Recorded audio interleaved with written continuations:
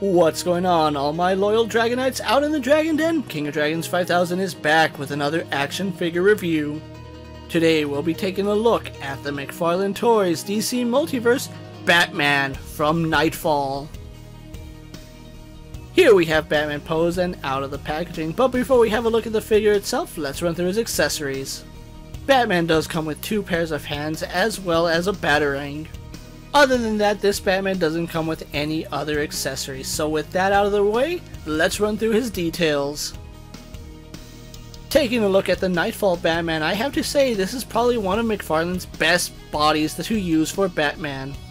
It's rather impressive when you get into the nitty gritty, and overall it just feels like a really good Batman. Starting with his head sculpt, I think this Batman sports one of the best McFarlane head sculpts for Batman ever. The iconic 90s look is captured perfectly with this figure, and you can even use this for a modern Batman figure if you really wanted to. And just like in KnightFall, this Batman is sporting the blue cowl. I absolutely love this body that McFarlane made for KnightFall Batman. A raised chest insignia as well as it being well painted is very welcomed here on this figure. Add to it the folds and the wrinkles going throughout his suit captures the musculature on Batman perfectly. Overall, the body is sculpted perfectly for Batman. His arms carry over that same detail where we do have some folded lines here and there throughout the costume, and you can see the muscle striations. Unlike with the Hush Batman body sculpt, this one has a distinct line separating his suit from his glove. And I love the classic look of the spikes being closely together. Just like we saw in the 90s, this Batman is sporting a very bright yellow utility belt. When you think of classic Batman, this is the utility belt that comes to mind. No pouches, just the buckle and some capsules. And of course he is sporting the blue trunks. Keeping with consistency, his legs are also well sculpted where we have some musculature underneath the suit as well as some wrinkles. Batman here has some really toned legs going all the way down to his well-toned calves. And finally we do come to the classic Batman boots, which do have that little point at the top, and they are done in that same blue plastic. Some subtle texturing does give him the look of some leather boots, and overall this Batman's boots are done very nicely. Finally, taking a look at his cape, Batman is sporting a blue cape. As you would expect, this cape is pre-sculpted, but I do like how soft the material is. Overall, McFarlane has captured the look of KnightFall Batman perfectly, and I absolutely love how he came out. With his details out of the way, let's get Batman compared to our usual suspects. Here we have Batman posed next to a Marvel Legends Cyclops and a DC Multiverse Superman. Mattel's WWE Elite Series and Mezco's 1/12 Collective Popeye the Sailor Man. The Lightning Collection White Ranger and the Star Wars Black Series Mandalorian.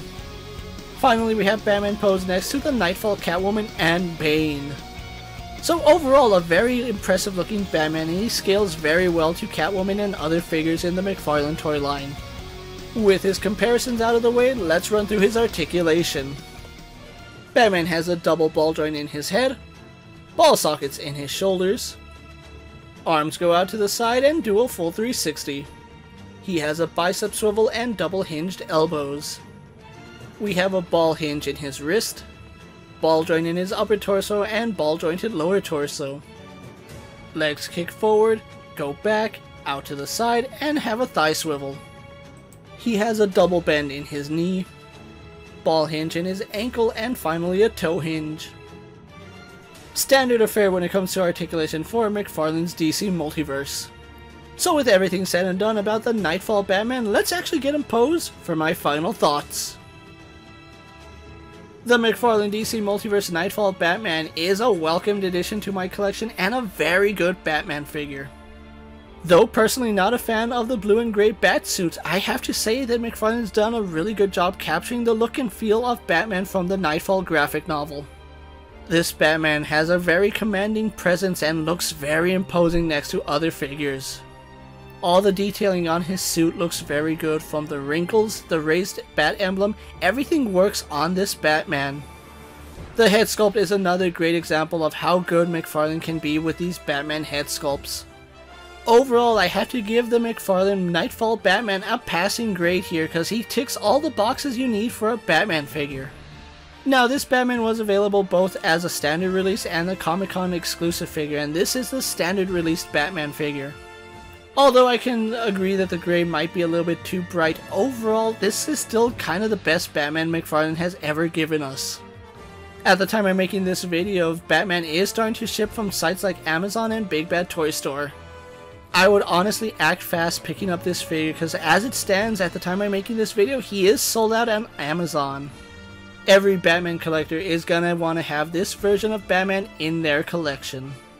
So with that being said, don't forget to like this video, leave a comment, subscribe to my channel, and check out all my other McFarlane DC Multiverse videos. Check out my Instagram account for new and exciting action figure photos, videos, recent pickups, and ring that bell so you never miss another video. And until next time, my fellow Dragonites coming from the Dragon Den, I'm KingofDragons 5000, reminding you to redesign, rebuild, and reclaim. I'll see you next time.